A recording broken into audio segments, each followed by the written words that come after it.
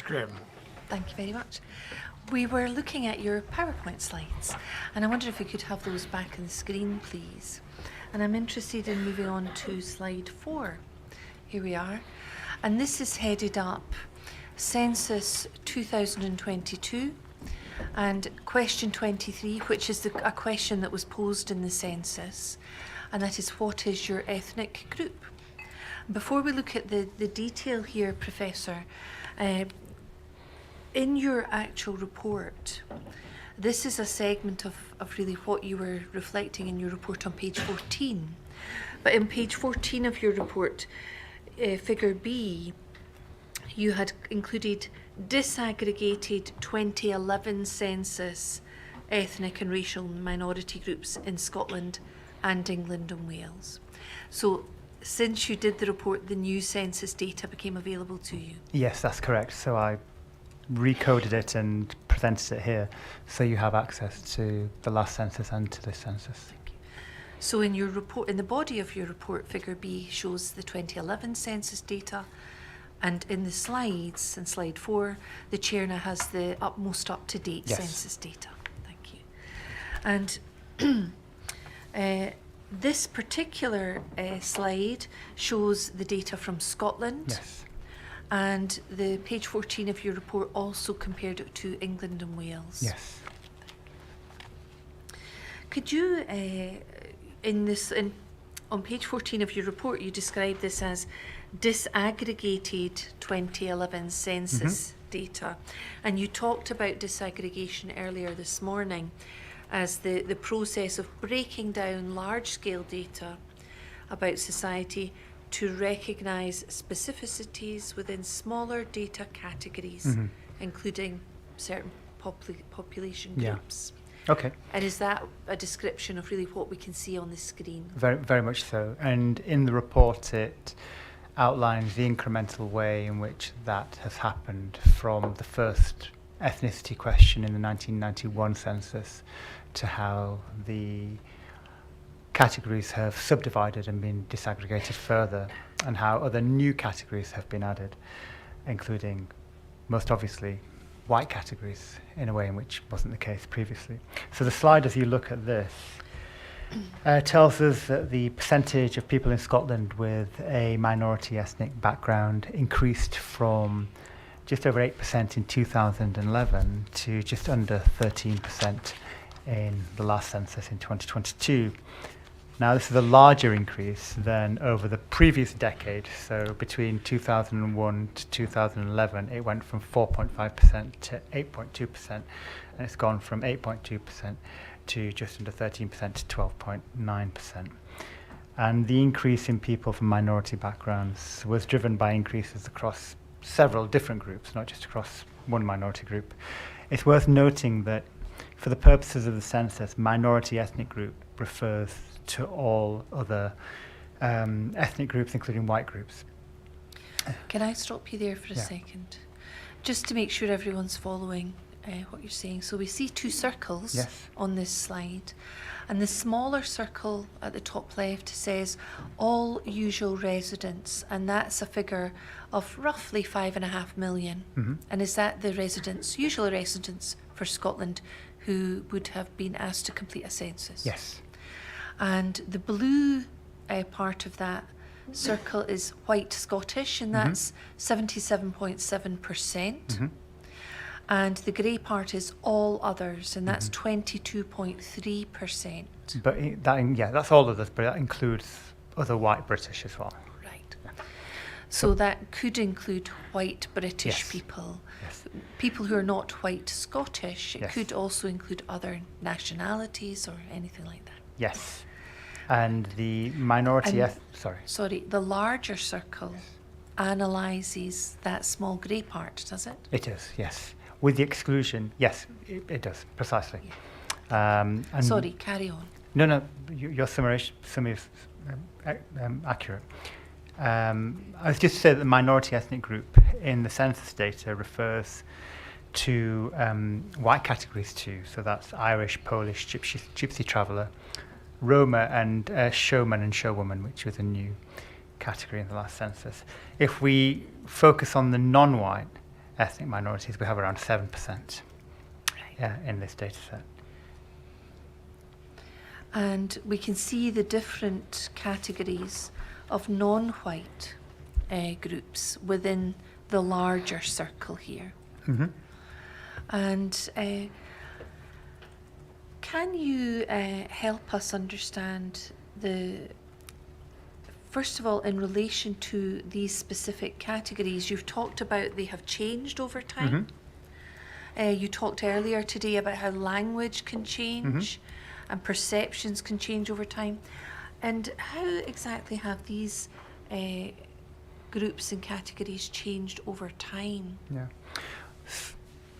In two respects. One, there's been additional criteria added to existing categories, and another is that there are new categories. So existing additions to existing categories would include the ways in which we've described Caribbean. So Caribbean would have added to it Caribbean Scottish, Caribbean British, African Scottish, or African British. So in each census there's been additions to those categories to give a better range according to how people who would self-identify as such feel that better reflects their identity categories. So you get a better range within those categories.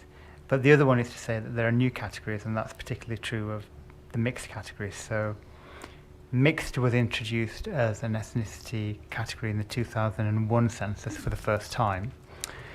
And it followed recognition that there were people who were self-identifying as other, but as multiple of existing ethnic categories that are on the census. And so mixed was deemed to be an important new category that would help to reflect that. And you can break down the mixed category further even within that. So all of these identity categories are what we might call dynamic. They're shifting over time. They have some relationship to what's gone before, but they're also broadening in other respects. So this is the answers to question 3 in the census are essentially self-identification. Yes. From people who are answering that question. Yes. And the categories have been broadened to allow people to more accurately reflect how they perceive themselves, how they feel about them. As that changes over time, as the categories change over time, as things alter, what difficulties does that cause you in terms of comparison? Because you've told us about using data to analyse and to draw conclusions. Does that cause you problems? No, not really. There's different levels at which you can analyse, but what would typically happen is that we would cluster within category ranges and then present that data in the knowledge that there may be deviations within that category range. So it doesn't make analysis impossible, it just gives us a more refined, accurate picture. We've heard, and we may hear further evidence, about how individual institutions use, within those institutions, one department may use one category, another department may use a different category or classification. There is not necessarily standardized classifications and categories across the data sets that are available. And I'm wondering is that a recognized difficulty for someone coming in and actually trying to analyze what the data shows and to draw conclusions from that data? So there's two different ways in which categories and standardization matter here. One is in terms of equality and HI-EDI, statutory, what we would call statutory ethnic monitoring. There are quite well-established identity category ranges that organisations are meant to ensure workforce data about. I mean, that's not difficult. That's pretty self-apparent, and that's all in the Equality Act. But then there's another way in which we think about categories, which is to do analysis. So, social research using census categories and so on. The latter is meant to have a standardized standardized measure. It's called, I was just looking for it now because I keep forgetting about it, which is used across the devolved and Westminster statistical agencies. It's in the report. Oh, it's left me. But for the purposes of what we call ethnic monitoring, in terms of generating things like workforce data, which can allow us to understand the demographic of the workforce, track progression in terms of promotion, be able to ascertain the range of groups who are disciplined and so on. I mean, that's not difficult to do with the existing identity categories that are in the Equality Act. Yeah. And More data doesn't make equality impossible. It just helps us to refine it. Yeah. thank you. In terms of when the chair comes to look at this slide, would you be able to help us identify which category Mr. Bio would have fallen into? We've heard evidence in the inquiry that he came from Sierra Leone, and he initially settled in London, but then travelled to Kirkcaldy to be with family, and he was applying for citizenship at the time of his death. And I wonder if you could help the chair identify where Mr. Bio would have fallen within, which category he would have fallen into. Well, I mean, if I was speculating based upon what you've said, I would have said African Scottish, or African British. And do we see that at the bottom? Yes. Of the chart. Thank you. And what is the percentage of the population that would fall in that category? 0.1%. Thank you. Can I ask you to move on, please, to the next slide, slide 5. And we see here a reference to the types of racism that you described earlier when we were looking at the key words, and interpersonal, structural, institutional and systemic. I'd like you to go through each of these and tell us what we see here, but can you explain this dotted orange line at the top? Yes. The dotted orange line at the top points to the interaction, that this isn't something which should be read as being siloed definitions or descriptions which stand alone, but that interact and they're mutually dependent. It might even be presented as a circle because it would be an interaction across each category. I've distilled them for the purposes of the PowerPoint because I think we're going to talk through each one with examples, but thought it was useful just to have a point of reference. So early this morning we talked about interpersonal racism, the one which we're all the most familiar, and how that can take forms in language. It can be overt, covert, can be perceived in behaviour or behaviour and or behaviour or language. And then I was talking about structural discrimination as being something which is, rather than just, when we think about structure, we tend to think about things, material things. But the way in which social scientists talk about structure, language is a structure. It helps to give a scaffold, a framework to our social worlds. And one of the points that people who want to draw attention to structural racism make is that it's often constitutive. It's not an afterthought or something which comes after the event, but actually it's coded into how we communicate and how we identify priorities in all walks of life, how we talk, in addition to being how we organise our policies and so on. So it's just to kind of give emphasis to structural isn't just material things. Institutional racism, I think, is one that we'll come back to on a number of occasions, and I introduced it this morning as being something which might be understood as a form of structural racism that has a specific articulation within an agency or an organisation, But the key point about it is that institutional racism doesn't require necessarily an actor to be animating forms of discrimination, for it's already institutionalized. It can go unstated. It's habituated in the processes, attitudes and behaviors, to use Lord Macpherson's terms. And then we're onto systemic, which was, again, to delineate between two meanings of systemic. One was the reach. It could be institutional racism manifests, but actually there's pockets of the institution where there's institutional anti-racism. Systemic is about the depth of that in one respect, but then also about the breadth in terms of connecting one part of society to another, one institution to another institution, or the equivalent.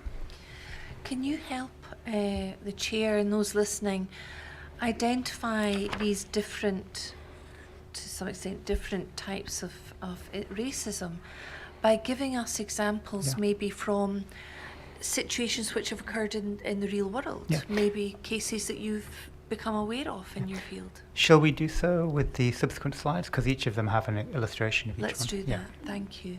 So let's turn to the next slide. So this is slide 6. A good example or a good illustration of what I see as interpersonal racism. So in my report, I try and contrast latent attitudes with situational attitudes. Latent attitudes being opinions and prejudices held, and situational attitudes being attitudes expressed in events. And one good illustration of that is the racism observed in aggravated hate crimes. So this is Scotland's, these are Scottish government figures, and they give. Do we see that the source is given at the bottom of the page, Scottish Government from last year, 2023? That's correct. And Sorry to interrupt. No. And do interrupt at any point if I'm not clear or if there's anything that's unstated. So at the bottom you have your percentage, and going up the way you have the range of different forms of prejudice which is expressed at the point of hate crime being committed. And what we can see from looking at this is that there's a very high rate of perpetrators invoking an anti-black and then secondly an anti-Pakistani prejudice. So at the point in which a hate crime occurs, the rhetoric or the language accompanying it will have invoked an anti-black or an anti-Pakistani term or sentence or something else which is given indication to the victim and or a witness. Now, what's really important to bear in mind is that in this instance of interpersonal racism, race-aggravated hate crime, the victim may not self-identify as black or as Pakistani. The point instead is that it highlights the salience of anti-black and anti-Pakistani rhetoric in situations of the perception of a racial minority. So, the assailant may not be may not know what the ethnicity of the person that they're using anti-Pakistani language against is, but it's because of the broader social salience of that rhetoric that they feel empowered to use it. But it's also worth noting that within the rates of aggravated hate crime, the degree to which it occurs against visible non-white minorities is overwhelming. I think it's around 65% of all hate crime, which happens, all kind of race-aggravated hate crime happens to non-white minorities in Scotland, which is quite high. So that's one illustration of interpersonal racism. It's quite an event-driven one. And another illustration of interpersonal racism in Scotland, if we could go to the next slide, please. Just before we leave that slide, from your evidence earlier today, you said interpersonal racism may be overt actions or words, yes, but it could also be covert actions or words. And does that mean that the statistics here include both covert and overt? It certainly includes overt. I was going to give a covert one in the next example. Sorry, No, but you're right to ask it, because I don't actually know if there's... Because this is a recording of a stated prejudice. So something has to be discerned for it to be recorded and attributed to a particular ethnicity or racial group. So I would say this is pretty overt, as overt goes. I'm trying to think about ways in which aggravated race crime could be covert. I don't know if we could imagine a scenario where the third party who encourages somebody to commit an aggravated race crime, perhaps in that context it could be covert. But I was seeing this as overt. So largely overt statistics, but the issue of interpersonal racism, insofar as it includes covert racism, the position could be even worse than we see on these statistics. Oh yeah, very much so, absolutely. I mean, it's very rare that you get... I mean, this is a very low bar for thinking about what is interpersonal racism. I mean, if this wasn't interpersonal racism, I'm not sure what would be. Right. But if we go to the next slide, we can see... Yes. Let's look at slide 6. We can see an expression from a data set which to some extent tries to chart what is covert racism. So this is... Can I just pause you there? So this was taken from page 19 of your report. Yes. And when the chair comes to look at this, he can look at the body of your report as well. That's correct. In yes. relation to this figure. And this is from part 2 of your report. It is, yes. About attitudinal experiences and outcomes. It is, yes. And this figure is entitled, I have experienced discrimination in Scotland in the last 2 years. And the data covers for 2019 and 2017. And 5 years, 2015.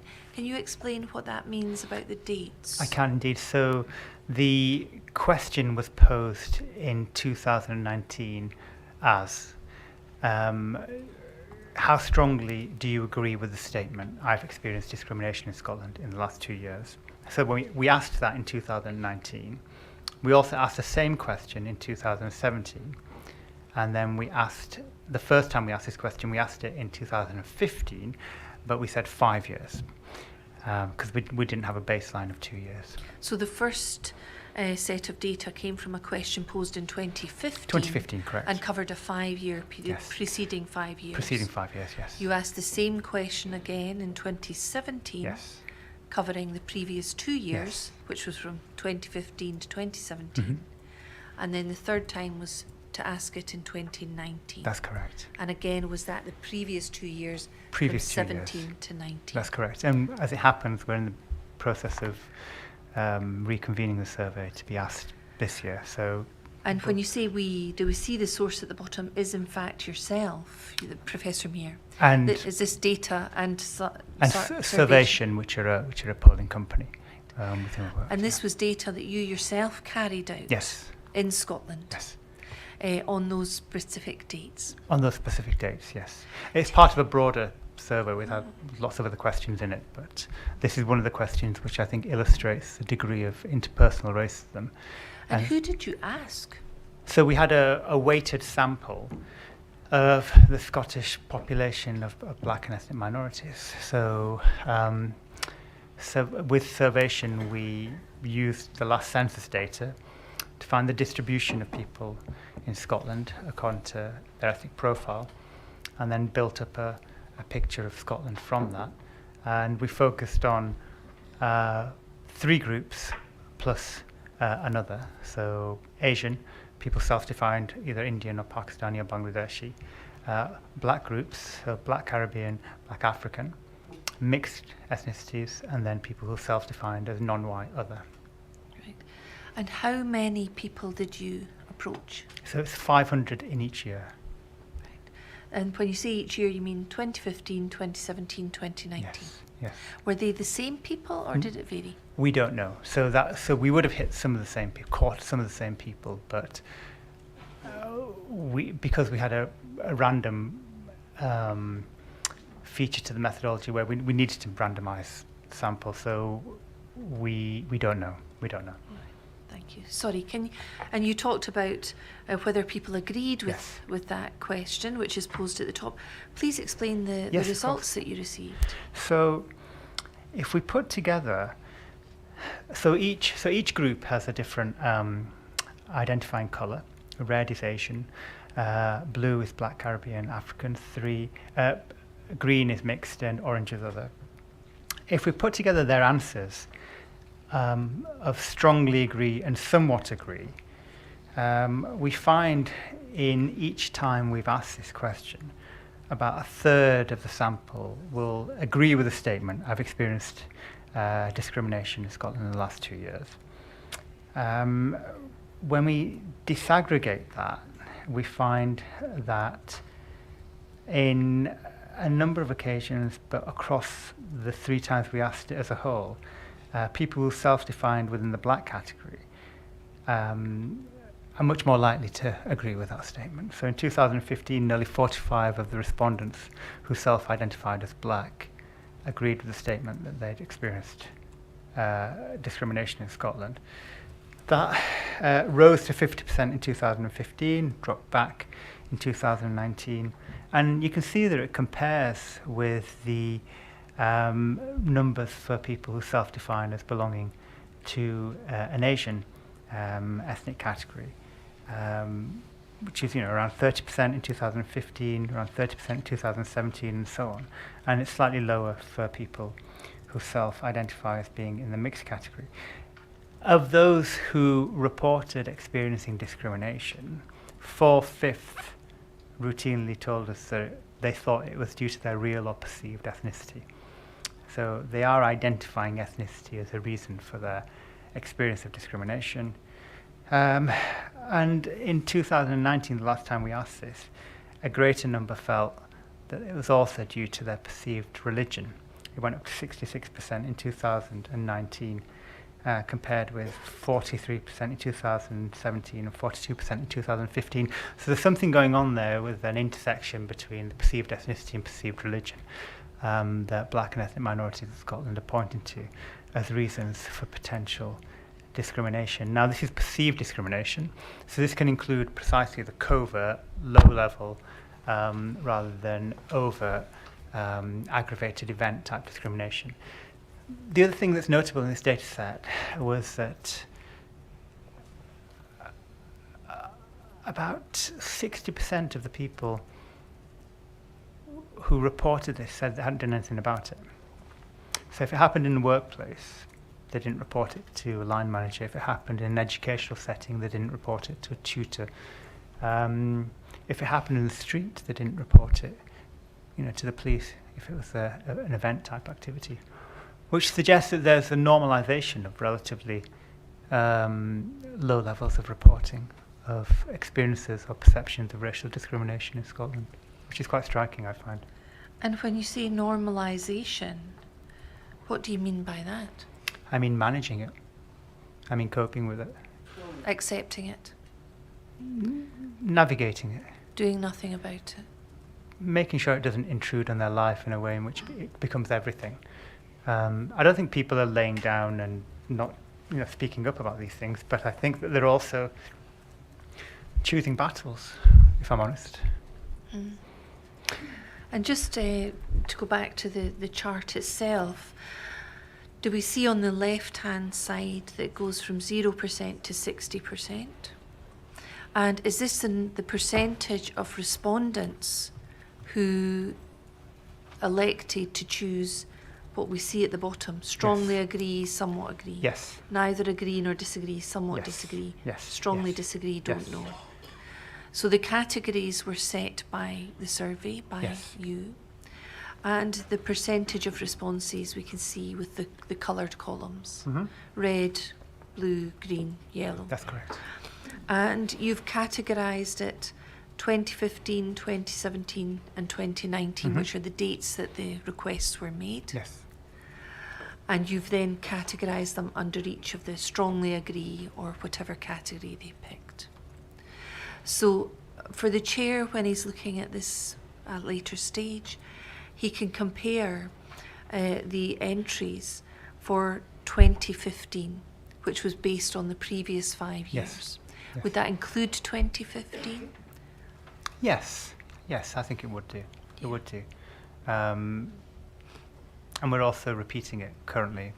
We're in the process of pulling it together, so hopefully by the time this module comes to an end, you'll also have that data set, should you wish it. Ah, thank you.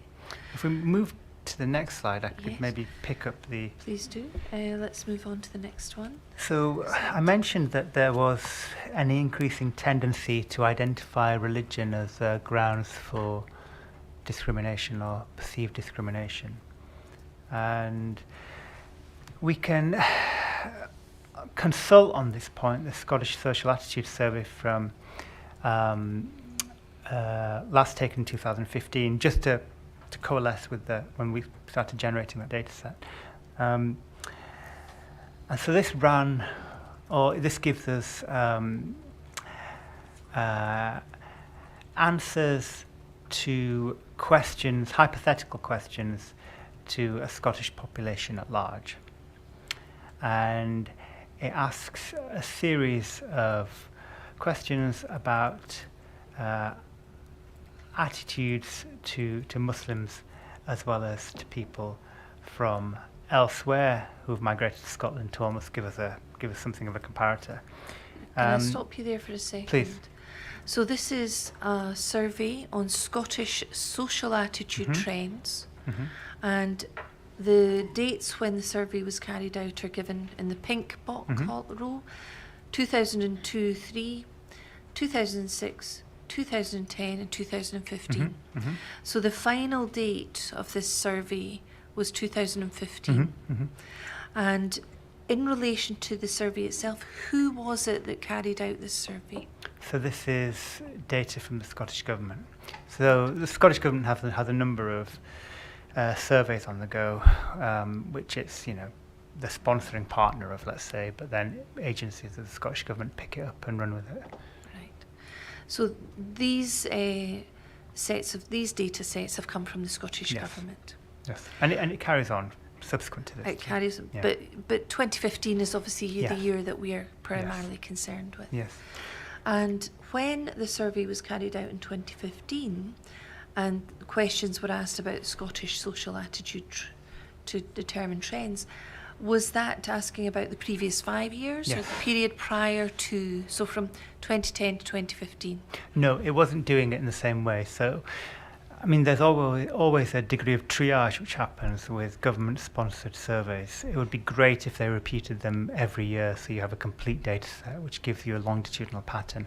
It doesn't quite happen like that. So government statistical agencies need to make decisions about where to use their resource best. So they'll pick and choose, but in a way in which gives us some kind of a discernible pattern. So it would have been for the year 2015, or certainly it would have been the year in which the question was posed, rather than saying over the last 5 years. Yeah. And who was asked to answer these questions, to provide the data? A sample of the Scottish population at large. Just a general sample of the whole population? A general sample of the population at large. There's parts of the survey where they control and hold for minorities within it, but this is a sample of the population at large. And so please... except where there's a named minority, because then they've taken the minority out of the question. So they haven't asked Muslims, would Scotland lose its identity if more Muslims moved here? So they've excluded Muslims from that survey? They've excluded the subject group. From this group. And so tell us about the questions that were asked, please. So it's a question which is trying to gauge how comfortable people feel in the proximity of particular minorities. And it tells us that the proportion of people in Scotland who prefer to live in an area where most people are similar to themselves declined by 10 percentage points between 2010 and 2015, and that negative attitudes to Scotland also became negative attitudes to Scotland becoming a more diverse country also declined, but not uniformly. And this is the point of me showing this slide, because what's especially noteworthy in relation to the last slide I showed you, where minorities are saying they're more likely to be perceiving discrimination on the grounds not only of their ethnicity but also of their religion, is that the proportion in this slide who thought that Scotland would begin to lose its identity if more Muslims came to live in Scotland fell by 9 percentage points, from 50% to 41%, but not at the same rate as other groups. So, sorry, where do we see the 51%? So, has it dropped off my slides? Hang on. So 9 percentage points, 50% to 41%. So if you look at the second row down. Yes, the word agrees. Scotland would begin to lose its identity if more Muslims came to live in Scotland. Yeah. So it's dropped in 2015 to 41%, from 50% the year before. Right. So we're starting to see a decline. But the decline is firstly from a higher base in 2010. So the peak of that was 50% in 2010. Yes. And then it declined in 2015 at 41%. Yes, but it's not declining as quickly. There's a rise in 2003, which if you have a look at the survey, the notes aren't on here.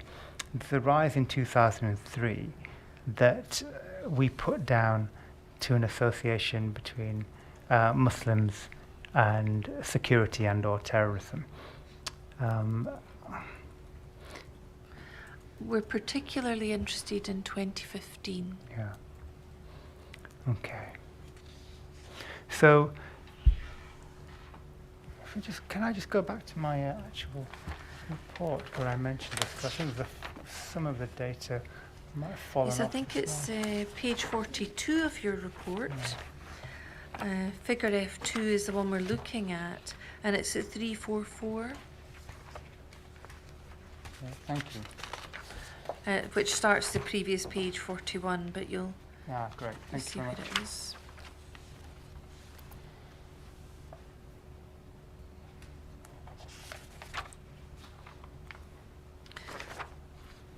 Would it help you if we put that on the screen, or do you just want to check I've something? got it. I'm just going to check it.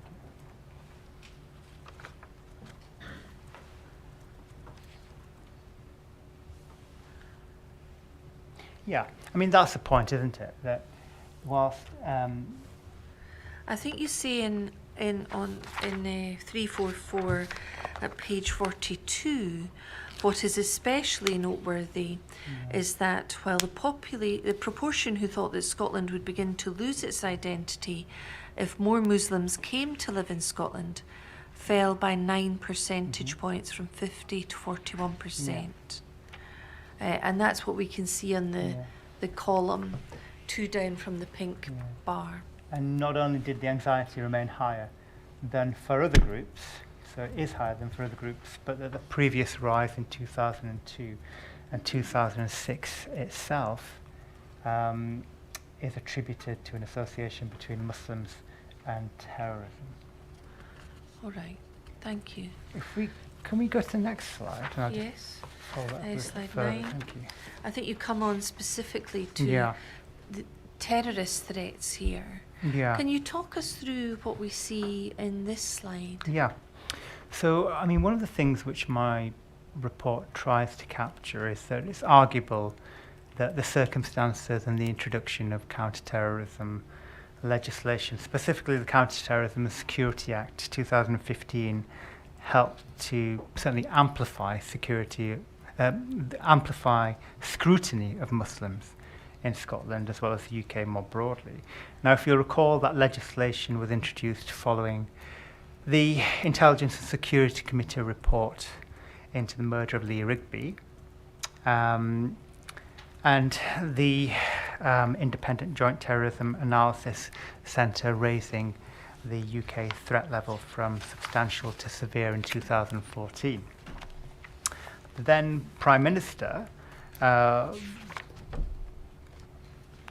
announced legislation to stop people travelling overseas, and legislation that would sanction people deemed to be engaging or directly or indirectly in terrorism, including people returning to the UK, as well as to address what they thought was a rising risk of terrorism.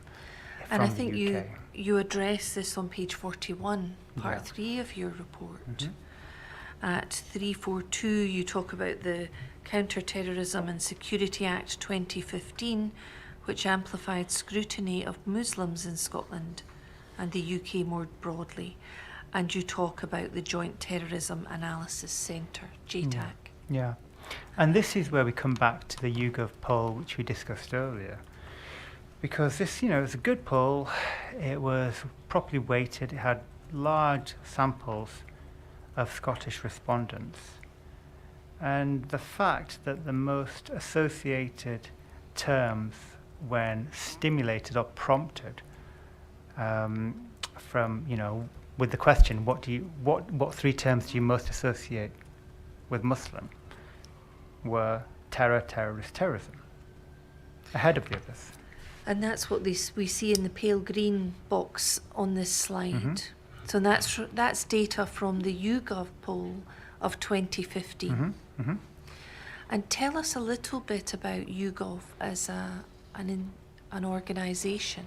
YouGov is a UK polling agency with, a very long history in this country of doing very reliable and valid polling research. Very busy at the moment for obvious reasons. Mm-hmm. But it's an agency which has got better at asking questions on topics that have a public salience but aren't squarely about political events that are actually connected to in population-wide perspectives on difference. Like all polling agencies, I think it's improved. There was a time when very flat questions were asked that effectively would produce very unhelpful data sets because they were effectively answering a question which wasn't properly worded. But they've got more sophisticated in ways in which they try to gauge the public mood rather than presenting people with a set question to which is a yes or no answer. The prompt of, what 3 words do you associate most, is quite an interesting way of gauging salience in terms of anti-Muslim attitudes and anxiety around terrorism. And you've spoken about this poll earlier in your evidence, but we see here in the pale green that in 2015, the YouGov poll data, which you describe more fully in your report, the words most associated with the term Muslim were terror, terrorist, and terrorism. Mm-hmm. Yeah. And so is that a snapshot, if you like, of attitudes It is. as expressed and reflected in that survey? Yeah. I mean, I think it's a snapshot of interpersonal level perceptions of Muslims that reveals something about a generalized heightened anxiety about security and terrorism, in which negative stereotypes of Muslims were salient at that point in time. And there are other polls too, which I refer to in the report around then. There's another YouGov poll around this point, which tells us that over half of the sample agreed with the statement, I quote, that there is a fundamental clash between Islam and the values of British society, and in which 1 in 5 agreed with the statement that Islam in general is generally incompatible with the values of British society. So there's something going on at that point in terms of latent attitudes. And when you're talking about latent attitudes, earlier in your evidence, when I asked you to give an explanation of stereotypes, you explained about how a stereotype can typically simplify and expedite a perception or a judgment being taken. And you talked about shorthand. So is this association with the term Muslim and terrorist, terrorism, something else that could potentially feed into that question of expediting and shorthand to judgment? Yes, very much so. And the data in terms of stopping people at Scotland's borders and ports would suggest that something equivalent to that is happening.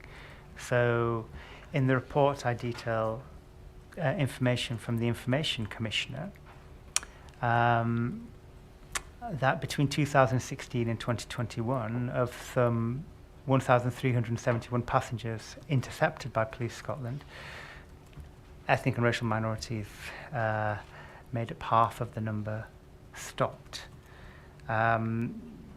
which to some extent confirms a perception amongst Muslims in Scotland gauged by the cross-party working group on Islamophobia, which was a working group of the Scottish Parliament, which had an inquiry into Islamophobia in Scotland, which I discuss in my report, in which respondents talk about the fact that they feel much more likely to be subject to surveillance on the grounds they believe of their perceived religion, or an interaction between their ethnicity and their religion because they're Muslim. There's a quote from that in the blue bubble on the slide, and it's also supported in the finding of those rates of stops at the ports, which are the equivalent of being 20 times more likely to be stopped under counter-terrorism powers. Again, this is trying to go back to that issue of a heightened perception of interpersonal racism because of this interaction or intersectionality between perceived ethnicity and perceived religion. So we see in the yellow box at the top, you've noted the UK national terrorist threat level was raised from substantial to severe in August 2014, and that was followed by the introduction of legislation, the Counter-Terrorism and Security Act 2015, which you've described today, and which is more detailed. There's a more detailed description in your report. And you've said that amplified scrutiny of Muslims in Scotland and the UK more broadly. Yes. And then you've looked at the data relating, we've seen the blue box at the bottom, at Scotland's borders and ports between 2016, so the year after the introduction of that legislation, to 2021. Police Scotland are up to 20 times more likely to stop ethnic and racial minorities under counter-terrorism powers. And that's the legislation that exists in relation to counter-terrorism. Yes, that's right. And then the blue bubble, speech bubble you've given, it says source CPG 2021. Who are CPG? Cross-party group who wrote a report on experiences of Islamophobia in Scotland, and the statement comes from one of the respondents to that. And I think that was one of the reports that you listed in your Yes. source documentation at the start. And that says, when the airport immigration officers, the police, are making Islamophobic assumptions about you, questioning your humanity because of your background, how exactly are you supposed to report it and hold them accountable? And that was an actual quotation from a respondent to the cross-party group. Yes, yes. And I thought it brought together the trends in attitudes that we're picking up in terms of self-reporting, perceived racism, and the interaction with legislative developments happening in Scotland during this time. But they're both meant to be examples of interpersonal racism, which move through the ways in which interpersonal racism may be observed: aggravated, perceived, interacting. If we move to the next slide, Okay. we can start to think a little bit more about some of the issues around structural racism. Okay. So this is moving on from interpersonal Yes. to Yes. structural. So I mentioned earlier that thinking about stereotypes can partly be understood as a form of structural racism in terms of the language which informs our assumptions and therefore also our behaviours. Now, can I slow us down on this Do. slide, Yeah, please? yeah, no, do. We see the sources given at the bottom. Wilson et al., and this is from 2017. Yes. And it says racial bias in judgments of physical size and formidability. And from size to threat, and it's published in a journal that's given the Yes. reference there. Now at the top we have the title of this slide, which is Structural Racism, which you've described for us earlier today. But this image shows on the left something called harm bias. Mm-hmm. Now tell us what harm bias is. Yeah. Can I just take a step back and just introduce the study a little bit more? Yes, Yeah, if sorry, that's okay. absolutely. So you're quite right. So the journal article is by two authors, well, several authors, but it's based upon a US study. And the image you see before us is what we'd call a scatter plot. And it's a scatter plot which is trying to give a representation to the interaction between two axes. So you're quite right in terms of harm bias. So what they're calling harm bias is the perception of a greater threat from black men. And what they're saying is that to some extent you can predict the harm bias on the y-axis by the And degree. tell us what the y-axis So is. the y-axis is going up. Right. So so that's the y-axis, and at the bottom you have the muscularity bias, and they're saying that the muscularity bias is the tendency to attribute greater size to black men, and they're saying that there is an interaction between these two variables. And so with a scatter plot, you have a horizontal axis, which gives us the muscularity bias, and you have a vertical axis which gives us the harm bias. The relationship between these two variables is denoted by a letter R and a number. So if there's no correlation between these two things, we just get a straight line like that. The plots would just be relatively horizontal. If there was a perfect correlation, it'd kind of go up like that. There'd be a one-to-one correlation. What they're trying to show in their study is that when they tested how likely people are to perceive white men and black men as being how big they are, and also therefore how formidable they perceive them to be, and then also how great a threat they present, and these are all separate tests within the same study. They find this consistency in terms of a bias between perceiving the black men in their samples as being, first of all, larger than they are, secondly, more likely to pose a threat, the harm bias. And then thirdly, they go on with related studies to show that those two perceptions together come together to inform the view that a greater degree of force is used. A greater degree of force is anticipated to be required to be used. So if a black man is more muscular, Yeah. the more muscular he is there a perception, does this show us that there is a perception that he is potentially going to be capable of causing greater harm? Yes, precisely. So the perception itself that the black man is more muscular is a misperception in this sample, in this study, because they have a white sample and a black sample. the white sample is the same size as the black sample. So there's first of all a misperception, so there's an over-attribution of size, but there's also a greater likelihood of perceiving a black man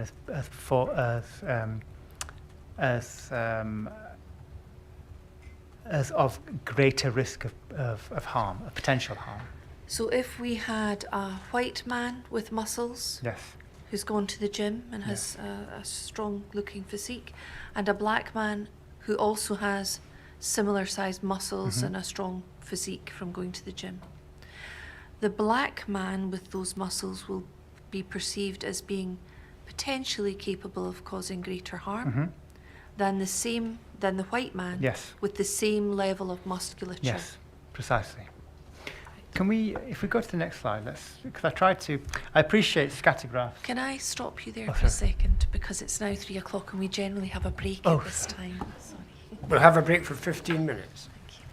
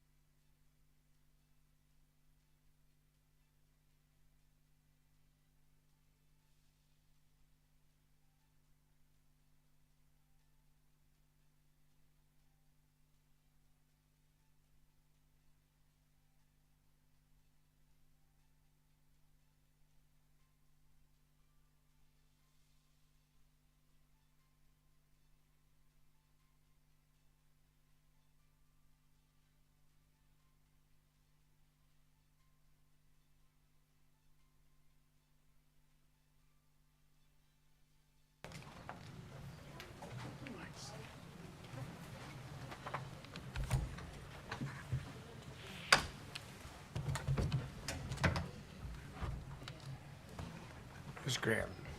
We were looking at slide 10. Okay. And if we could have that back on the screen, please.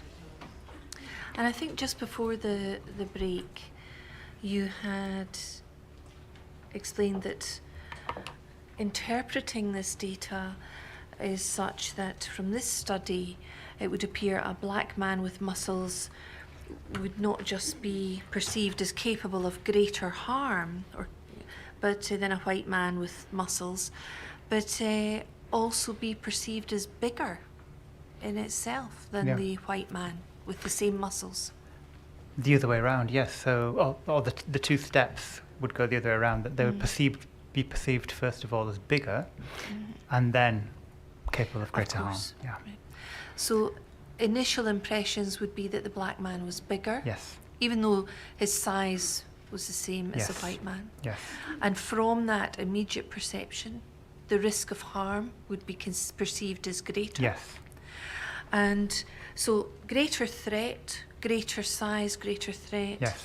And then I think we see in the speech bubble, you've given a quote from this study which says, "We tested this across 7 studies, demonstrating that people perceive young black men as taller, heavier, more muscular, more physically formidable, and more capable of physical harm than young white men of the same actual size, and that this bias in physical size perception can influence the decision to use force against them." Yes. So it's not simply, that isn't the end of the road. The study saying they are perceived as bigger in size and they are perceived as capable of greater harm. Yes. That perception then has consequences. Absolutely. And I think you expand on this in your report in relation to the informing the methods of policing that is then adopted Yes. in response to that perception. Yes, that's correct. And if we look at page 6 to 7 of your report, let's start with page 6 of your report. And it's paragraph 134. And as we get that on the screen, we've heard, and there's evidence available to the chair, about something called racial threat theory. And I know that's not mentioned on that slide, but is that something that's analogous to this study? Yes, absolutely. The subsequent slide tries to draw that out a little bit further, but simply to reiterate the point that the perception of size gives rise to perception of formidability, and with it threat which comes from that, and therefore the force which is anticipated as requiring to be applied is motivated by the perception of greater threat. And is there a correlation there between greater threat, greater force used? Absolutely, and that's what the slide is tracking. No, anticipation of greater threat. Anticipation of requiring greater threat. If we have a look at the slide which follows... I'll come on to that in a moment, just if that's possible. Please. Can we look at page 6 of your report? Paragraph 134, it's on the screen now. And this is where you said there is not currently available equivalent research in Scotland. Yeah. So this study is a US study. Yeah. As I understand it, it was based on 7 studies or 7 parts of the study. You said, but the broader point it raises is important in recognising the role of stereotypes. Yes. Is also important for understanding how, when under police scrutiny, police officers can interpret the ambiguous behaviour of black men as threatening. Yes. And here there is a long-standing body of evidence initiated in the US, but is also established in the UK, and if we can turn on, documenting how police officers routinely view black men as especially threatening, and do so in ways that inform the methods of policing adopted. Now, you go on to explain that, specifically research findings and those, and you talk about superhumanisation, which I'll come on to in a moment. From the chair's perspective, this is a US study. Yes. Is there any reason why, because it's a US study and not a UK or a Scottish study, that she should disregard these findings? No, not disregard, but be alive to the fact there are different contexts of policing in the two contexts. There's a continuity in stereotypes about black men in both contexts. The histories in which those have unfolded are different, so it's important to be alive to that. Obviously, the methods of policing and the parameters within which police officers work are different, but the prevailing finding in the study that there is a latent assumption that black men are bigger and more more formidable, more threatening, and therefore potentially require the greater use of force, I think is very applicable to Scotland. Thank you. Let's look at that next slide then, slide 11, if we can go back to the slides. So if we look at PDF 11, here we are. This is a circular image with a number of entries. Could you talk us through this? Yes, well, in some respects, we've now covered this because you're better at describing slides than I am.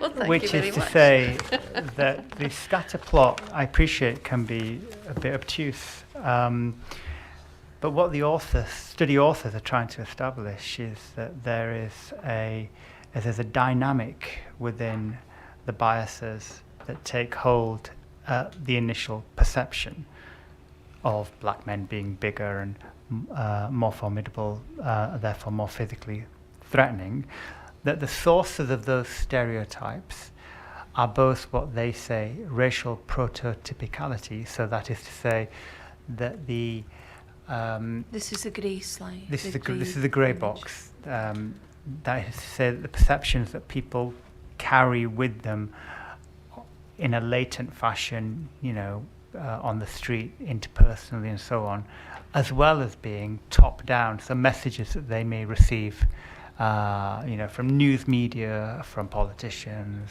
from other opinion formers that they internalize. That in the study, the red box.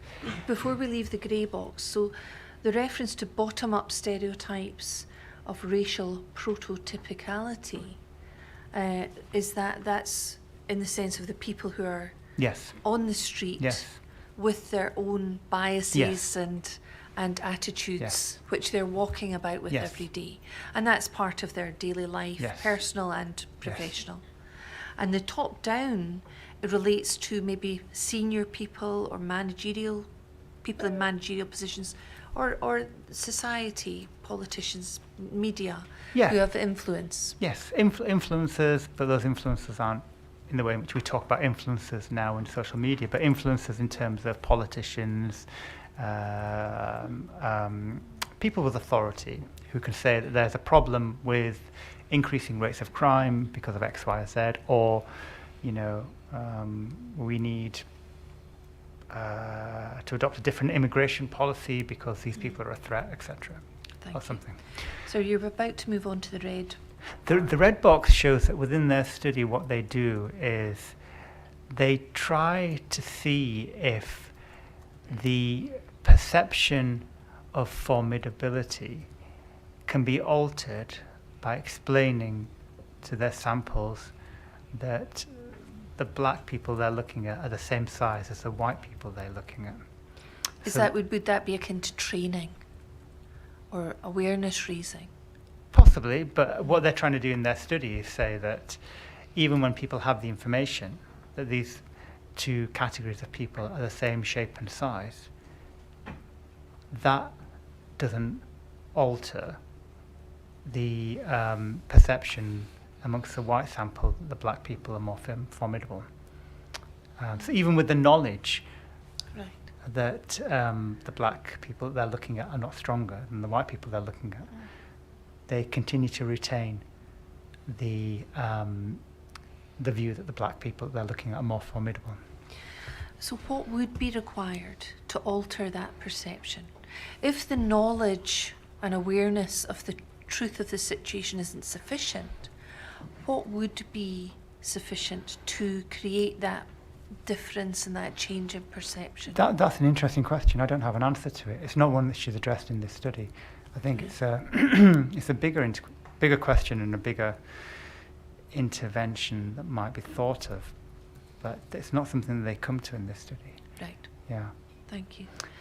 So then moving on to the green box. Yeah, the green box being what we established earlier, which was that the biased formidability judgments, in turn, within the sample, promoted the respondents' justifications of greater hypothetical use against black suspects of crime. So they're working through in this study a number of scenarios. They've established that white participants think that black people are bigger and heavier than white people of the same size. They've established that white people think that black people not only are bigger and heavier than they are, but that they present a greater threat. And then they've established that white people think that black people who are bigger and heavier than they are and who present a greater threat should be subject to greater force. And that's what the green box shows. And so those using force, their perception becomes the justification. Yes. Even if that perception is skewed or inaccurate. Yes. And with this study, we've talked about the size of the person with muscles, white or black. Was any part of this study assessing perception with the knowledge of the participants regarding the character of the black or the white person, or was it simply restricted to size? Because you've said that size was the same. Was there any other characteristics that were factored into this study? Not that were, no. So No. the participants weren't told, for example, that here's a potential scenario where this person has committed a crime in the past. It was purely based upon perception of black men. One of the things that the sample participants were asked were, how would you feel if you're in a physical altercation with this person or this person? And consistently, the black person who was of the same size and build as the white person was deemed much more threatening. So they were both male. Yeah. They were both the same size. Yes. And the difference was one was black and one Yes. was white. It really is as simple as that. It was as simple as that. And the participants were not provided with character references or anything of that sort. It really was as simple as the only difference was black or white. Yeah. Thank Yeah. you. And then the purple, the final purple section there. Is that the participants, the study's authors conclude, integrate these multiple pieces of information. So they integrate the information that is latent with them, that they already carry into the study, which has been gauged at the outset too. And they also integrate the information that they're given to try and hold and try and offset to some extent that bias, to see what happens when they're told that the white person and the black person are of equivalent strength and size. And yet they still carry on taking and holding the assumption that the black person is more physically threatening than the white person, concluding that they need to be controlled using more aggressive measures. Thank you. Let's move on to the next slide, please. And we see here a picture, is that of Lord Scarman? It is, of Lord Scarman, yes. Well, this goes back to the point that I suppose you've flagged already from the report, that even though the study is US-based, it shares in common a long-standing concern with stereotypes, and one that's been flagged in the UK over a significant period of time, not least in public inquiries and I suppose formally since Lord Scarman identified the operation of stereotypes in the policing of young black men in the UK. And what's the quote that you've given us here? The quote is the observation Lord Scarman made about rates of stop and search and the use of what used to be called sus laws, and the observation that what motivates that is, he called, an unthinking assumption that all young black people are potential criminals. An unthinking assumption, you know, which, reading back and revisiting the report after many years, I was struck by the observation that isn't that just what we mean by stereotypes? Isn't that what we mean by cognitive biases? An And unthinking unconscious assumption. bias. Yeah. But I thought that was especially relevant because in the next slide we get to Let's the move to the next slide. discussion of stop and search and the disparities. Now, I think this table is taken from Figure Z, Mhm. which in your report is under paragraph 322 on Yeah. page 35. Yeah.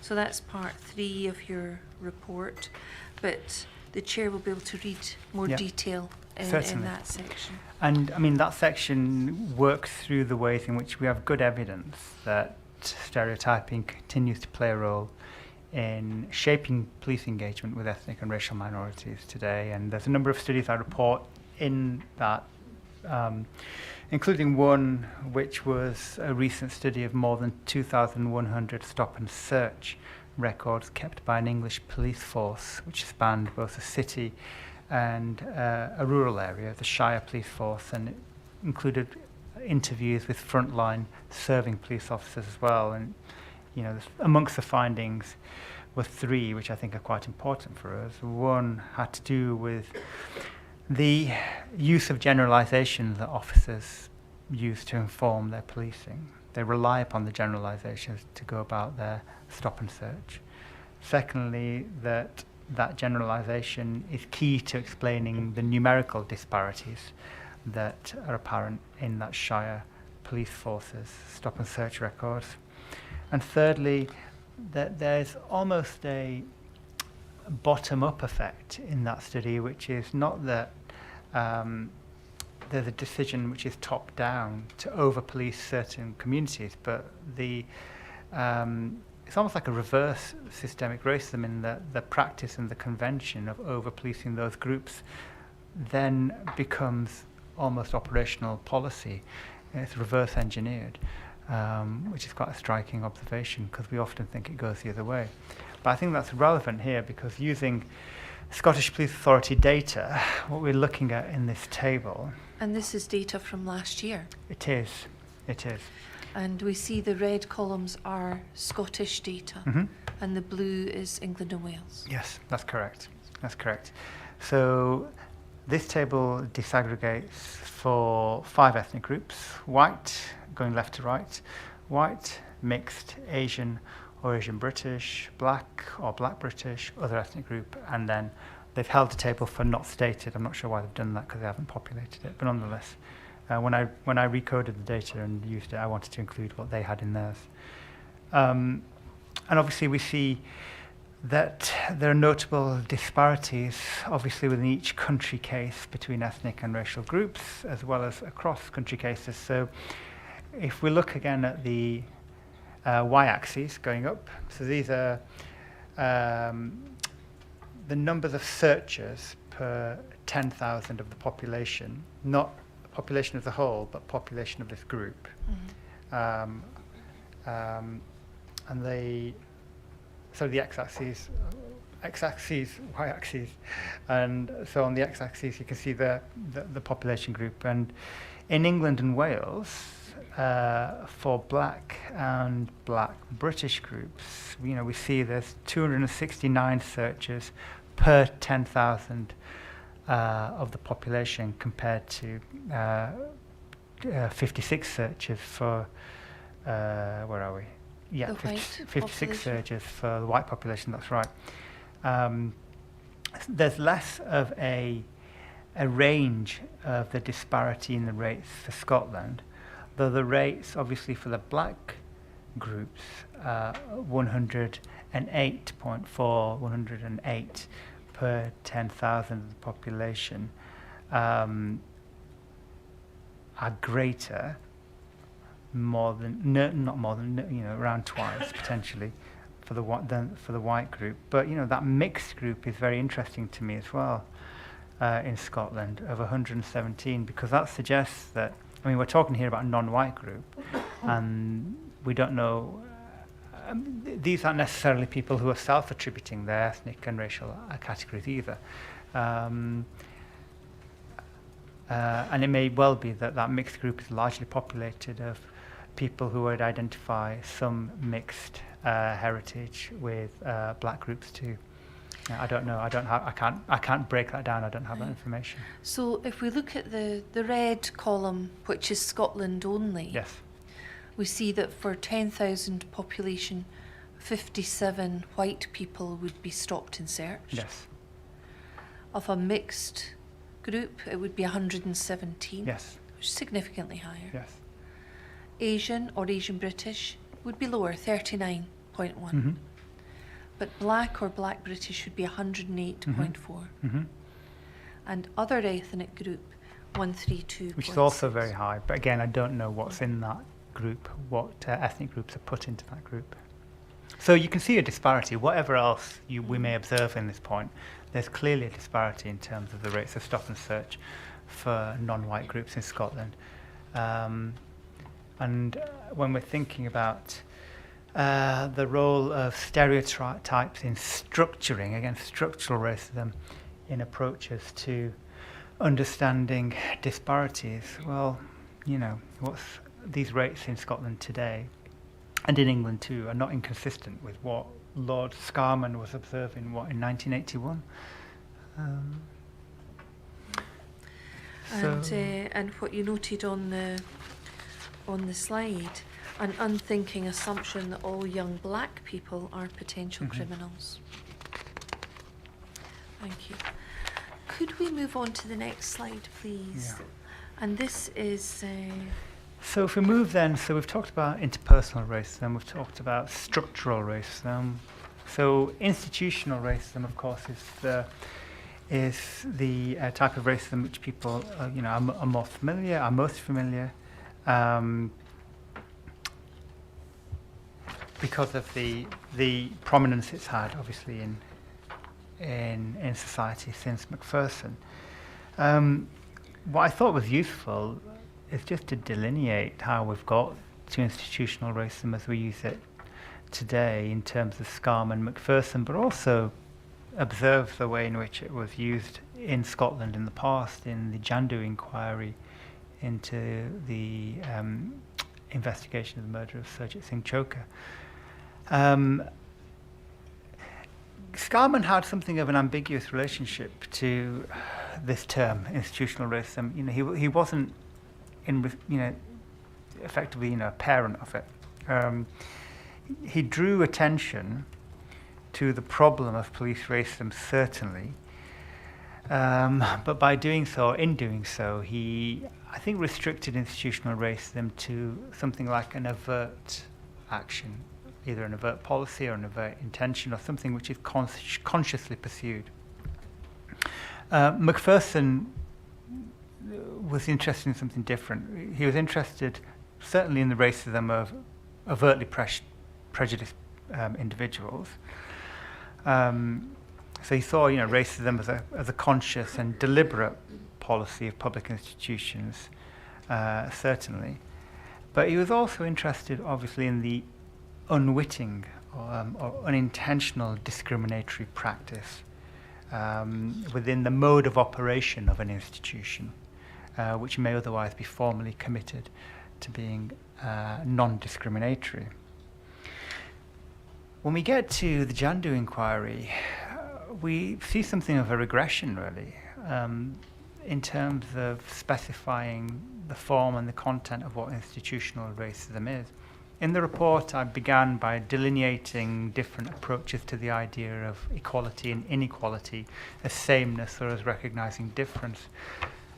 And for reasons that aren't clear in the Jandu inquiry, and they're not substantiated with a rationale, he collapses back to a kind of almost a sameness definition of racism, which does very little to move, well, it does very little either to speak to the specificity of the Scottish context, which you would assume a report like that would want to do, but secondly, advance on Macpherson. It's a regression. And I sometimes look at that and I think, well, was that a missed opportunity in the public administration, or the possibilities for advance in terms of thinking about tackling racism in Scotland? I think on page 11 of your report, you start talking about Macpherson on page 10, but there's a text box 6 at the top of page 11 that talks about the Macpherson and Jandu definitions of institutional racism. Ah, yes. And then you continue that into 1.5.5 Yeah. on page 11. Yeah. Yeah. And I think that's useful because one of the virtues of the way in which institutional racism helps us in terms of analysis is that it's not simply restricted to one institution, to the police force, the Metropolitan Police in that case. If we move to the next slide, I can try and elaborate that a little bit. Please do.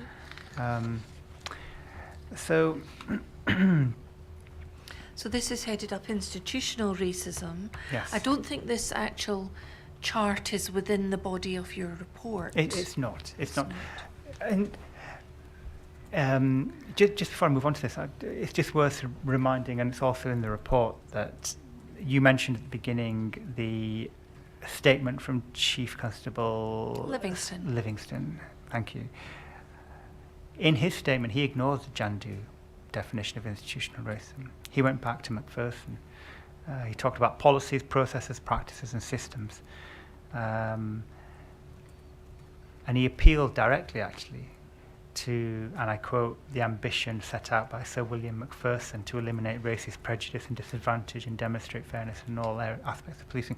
So it's just a further observation on I suppose that Jandu report.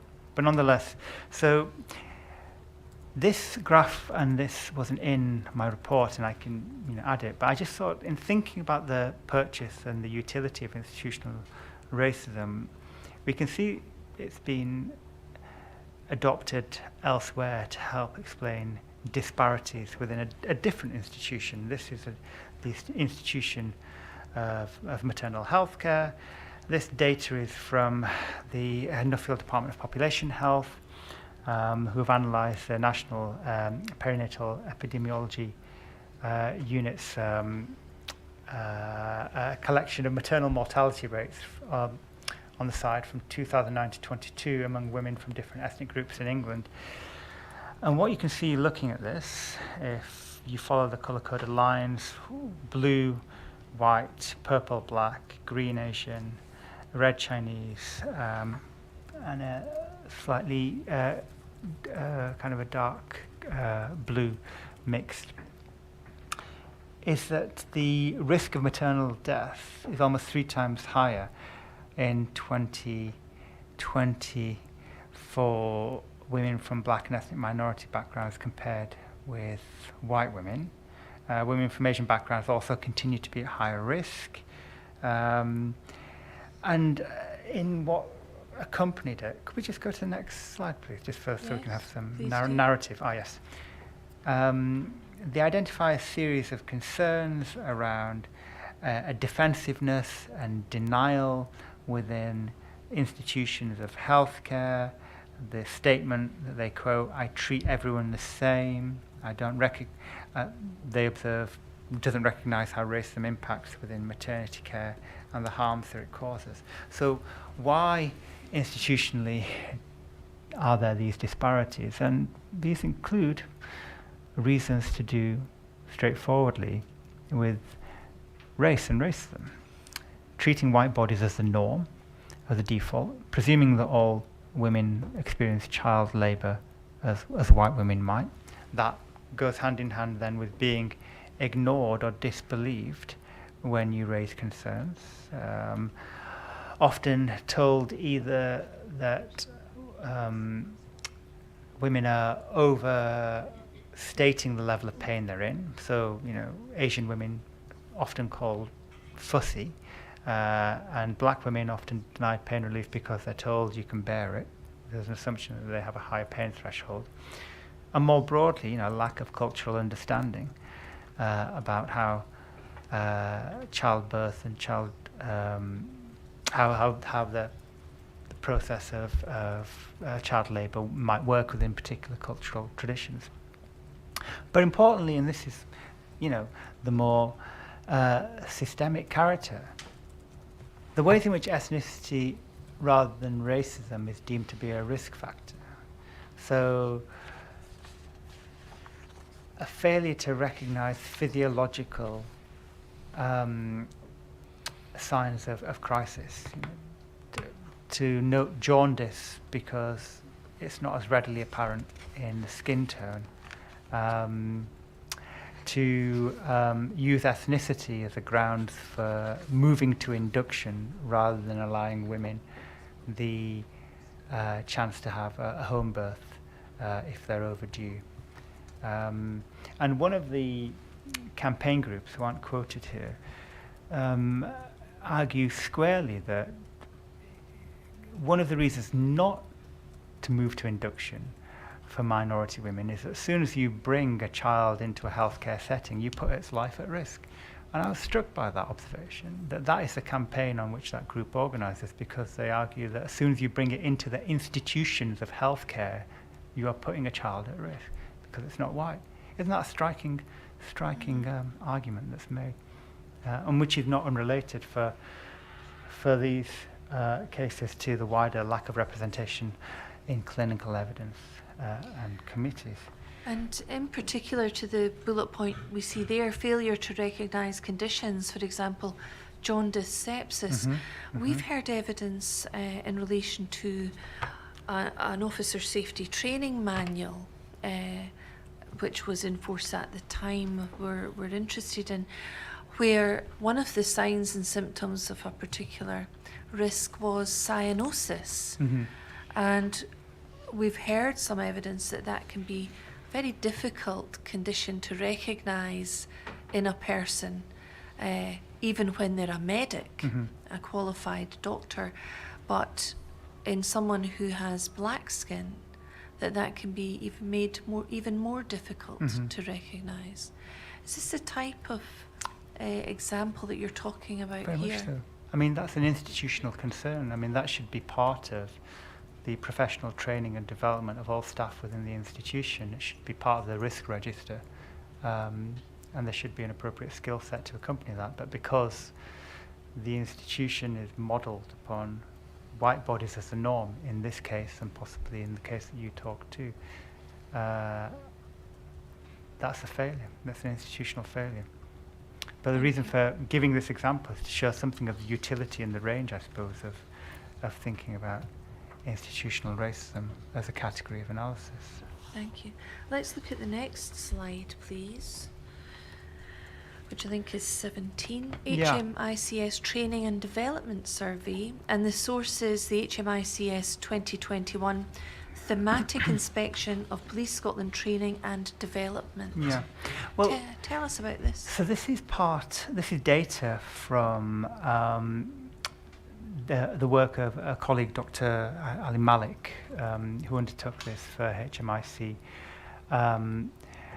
And one of the ways in which we think about altering institutional racism, as in the last slide of having a better degree of representation on the clinical boards, is to alter the personnel to improve the diversity of the workforce, which brings with it expertise and insights, alongside other strategic commitments the institution needs to pursue.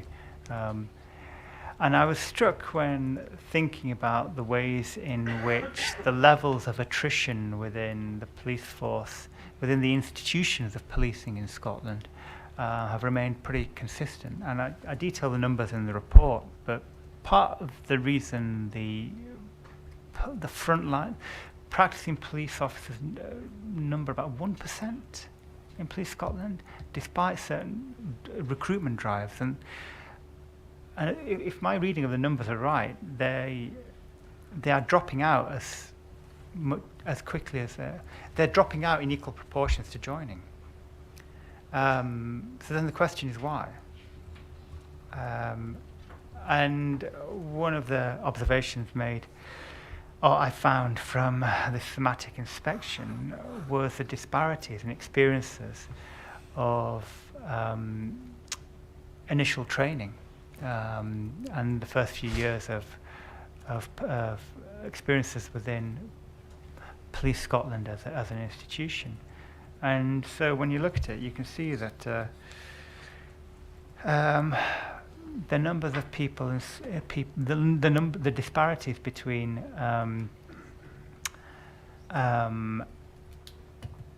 white police officers and minority ethnic police officers, in terms of, for example, question number 4, agree strongly. People are comfortable talking about their background, cultural experiences. I mean, less than a third of minority ethnic police officers in Police Scotland saying that they feel comfortable being different. And we see experienced discrimination. Yeah. It's almost half of those Yeah. described as minority ethnic. And that's in 2021. Yeah. And experienced harassment, more than a third.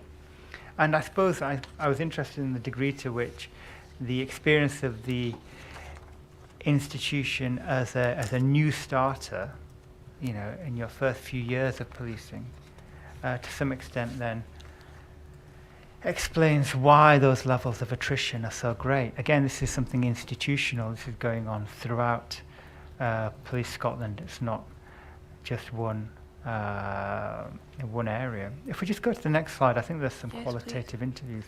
Oh yeah, here we go. So this is the same source. This is all publicly available. This isn't in your report, so this slide is... It is. It is? This is in my report. So this would be in my report on pages... Oh no, I'm page 33, sorry. Yeah.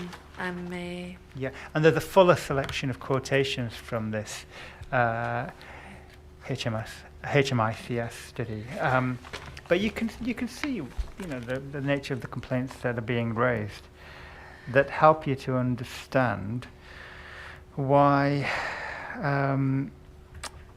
those numbers of attrition are so high. So concerns raised by police officers about being bullied for praying. That supervisors can bully with impunity, can introduce performance management techniques. If a complaint is made by you against your supervisor, will destroy your character, discredit you. There's a real kind of qualitatively rich series of statements within that report that give an insight into, I suppose, an institutional culture that helps us to understand why there's such a low level of retention within Police Scotland despite progress in recruitment. The answer is that people drop out. And you've contained a number of quotations from the HMICS survey at 3.1.7 on page 33. And what we see in this particular slide is a selection of some of those quotations, but there are a larger number for the chair to consider. Yeah, absolutely. It's really valuable information. It's not the kind of information one can otherwise get. To have access to police officers, to have them talk about their experiences, just the routine, mundane features, in the knowledge that it may have a negative impact if they're identified. I mean, this is really, there isn't a great deal of this information around, so it's important to consider because I think it's really valuable and gives you an insight into something that's not readily available to see. And that's come from HMICS? Yes. Okay. Could we look at the next slide, 19, please? And this takes us to systemic racism. Yeah. And I think this image comes from page 24 of your report, 223. Yeah, it does. Figure M. It does. So this is the employment rate and the employment rate gap for ethnic and racial minorities and white groups of working age. So we've talked about interpersonal racism, we've talked about structural racism, we've talked about institutional racism, and then we go on to systemic racism. I'm not going to dwell very long on this concept. I think this is the only slide I have actually, but I said earlier that systemic racism helps us to understand a number of things, either the depth of racism, but also the linkage of racism. Well, when we're thinking about the employment rate in Scotland for minorities relative to the white group, if it is the case that social mobility is facilitated by educational outcomes, and we know that ethnic and racial minorities do well in education, disproportionately well relative to the labour market participation. So it's not a supply side issue. So there's something going on where minorities are becoming skilled, achieve the qualifications, but then they're not pulled into the labour market across different sectors in the way in which ought to reflect their educational merit, I suppose, and or equivalent training and skills and so on. And so when you're looking at this, you're looking at an employment rate gap between the red line, which tracks intervals between 2011 and 2021, the fate of white groups in Scotland, and the blue line, which tracks in intervals between 2011 and 21, the employment fate of minority ethnic groups. And when we talk about the employment rate gap, that's the difference between those two final end figures, 73.9 and 62.1, which is currently an 11.7% percentage point gap, which is quite significant. But that was the final of the concept slides that I was trying to delineate. Thank you. Could we maybe move on then to slide 20, which moves away from those definitions of racism? And here we see you make specific reference to the report by, at that time, Dame Eilish and now Lady Angelini, the report of the Independent Review of Deaths and Serious Incidents in Police Custody. And I should say, we hope to hear from Lady Angelini later in the hearing. But you've highlighted here 3 bullet points, which you've provided the source as her 2017 report. And I wonder if you could take us through these bullet points. The first says, and it's in quotation marks, "It is not uncommon to hear comments from police officers about a young black man having superhuman strength or being impervious to pain, and often wholly inaccurately as the biggest man I have ever encountered." Can you talk to us about that quotation? Yes. So I said earlier with respect to slide 11 that a number of racial biases were identified by Lady Angelini in her review.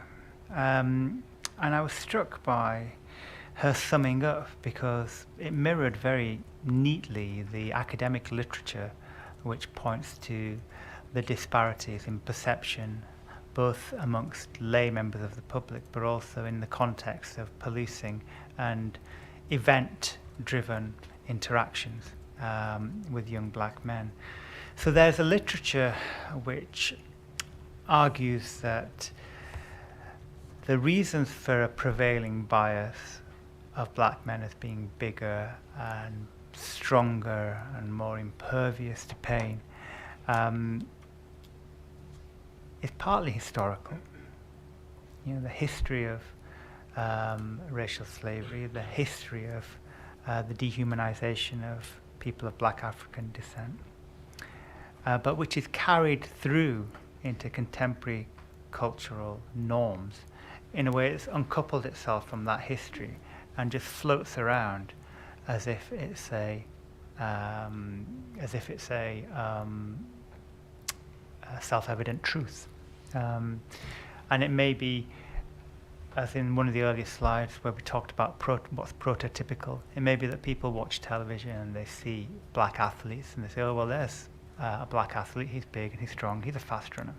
So there's these kind of latent stereotypes which Lady Angelini was picking up and talking specifically about the testimonies that she received in the inquiry and the examples that were brought to her, specifically in the context of a number of deaths in police custody, and which I'm sure we're going to come to in a moment.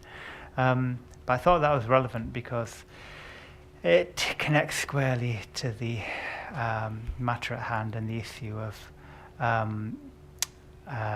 elevated force used in context and cases of restraint which proceed despite obvious signs of medical crisis. Let's look at the second bullet point. It reads, in such circumstances, and then it goes on to say, police officers may also use force and restraint in order to gain compliance to the exclusion of any focus on the well-being of the detainee, which can ultimately lead to a medical crisis or death. And is that a quotation or a remark made by Lady Angelini within this report? It is, yes. It is. And in terms of this issue about the use of force and restraint, in particular, in order to gain compliance, she seems to be talking about the exclusion of any focus on the well-being, yes, and that could lead to death or medical crisis. Absolutely. Shall we move to the next slide where I try to...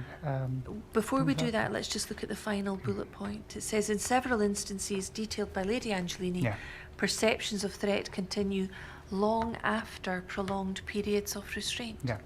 Well, that's... So it again, continues. It does, certainly does, and this goes back to our superhumanization, or the biggest man I've ever seen stereotype, that despite being in the midst of a medical crisis, the perception is still one that, somebody debilitated, often still restrained, presents a sufficient threat not to remove those restraints.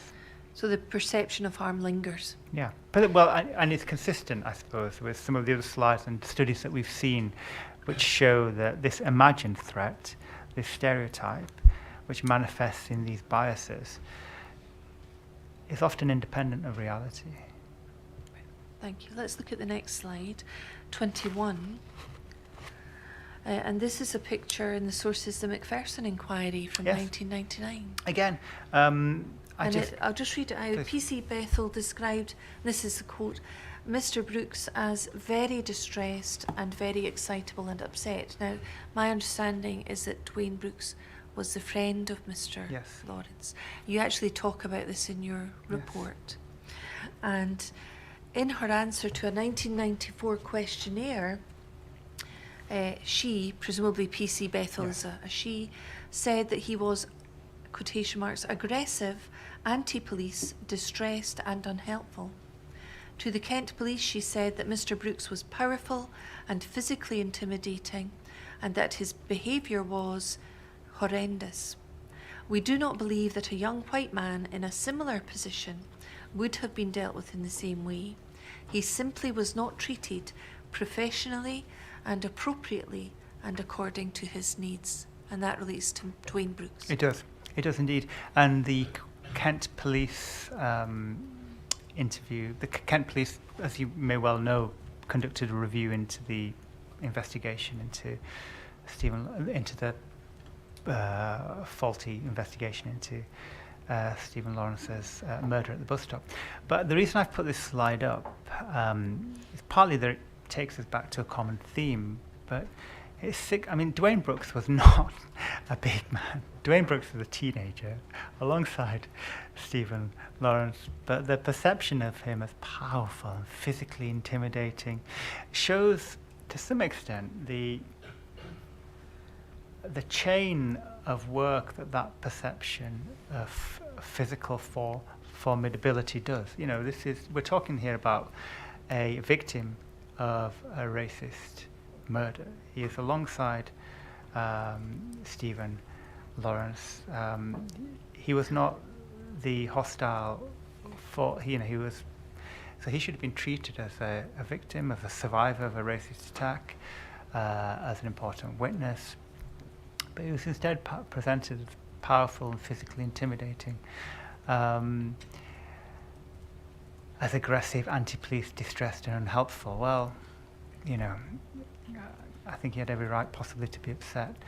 But again, it's a superhumanization bias which enters every description of a young black man anywhere near police custody in the context of crisis. And I think it's notable that the Macpherson inquiry identified that as a prevailing theme, yet it's also striking how repetitive it is within all the documents I looked at, and the number of cases of the use of force against black men in police custody. So even where that person could be categorised as a victim, Yeah. that perception remains and is very strong. Yes, absolutely.